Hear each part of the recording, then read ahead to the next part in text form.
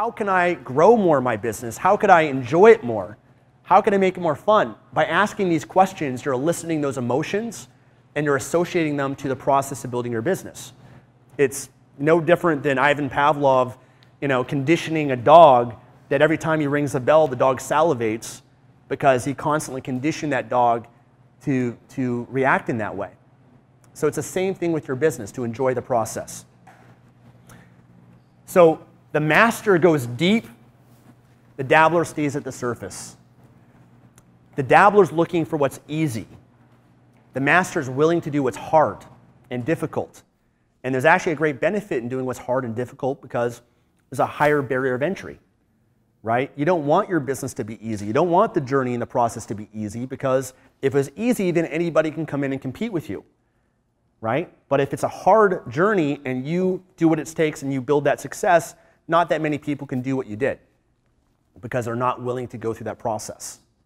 So there's a lot more to the dabbler, the master mentality, but I wanted to make that distinction for you guys so that you understand this and you're aware of it within yourself throughout this weekend, that anytime that dabbler shows up, and there might be specific mentalities or things that show up that make that up, but be aware of that and commit to mastery. Commit to deciding, you know what, I'm going to follow through on this. I'm not going to get distracted. I'm going to learn to say no to those distractions and focus my energy and effort. Focus is so important. The sun provides this incredible energy to us, but if you focus that energy, you take a magnifying glass and you focus the energy of the sun, I can burn a hole by having all that energy go into something by focusing it. And you all have a great amount of energy, but you have to focus it on one thing, on building that business to get that to where you want it to go. And a lot of people, what happens is they want to build multiple businesses or they're trying to do way too many things at once, which is always a huge mistake because now they're dispersing their focus and they're diluting it. A great example that I could give you guys is imagine a rocket, okay, a rocket. Now, a rocket, in order for it to go into space, just like launching a new business or a new product, to launch a rocket into space, it requires a tremendous amount of energy. Yes? In fact, it primarily requires that energy at the beginning, okay, to launch it, just like anything new, a new habit, a new business, a new product. At the beginning, it requires a lot of energy.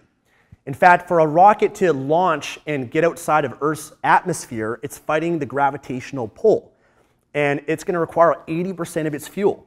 But once that rocket gets into space, it doesn't require that much energy because there's no gravity. Same thing with building your business. Now, if I were to say to you guys, on this rocket, there's thrusters, right, that launch it into space. And if you had thrusters pointing to launch it up, but you also decide, hey, I want to launch this product and this business, and you got thrusters pointing in different directions, now you're dispersing that energy and it's going to launch and crash. Instead of having all the thrusters and all of your energy focused on one thing, to launch that rocket, to launch your product and business to where you want it to go. Now you might say, well, Stefan, that sounds great, but I noticed that a lot of successful people, they have multiple businesses. They're diversified, including myself. Yes, that is true. But diversification does not get you rich. Only once you are rich and you're at a certain point, then you diversify.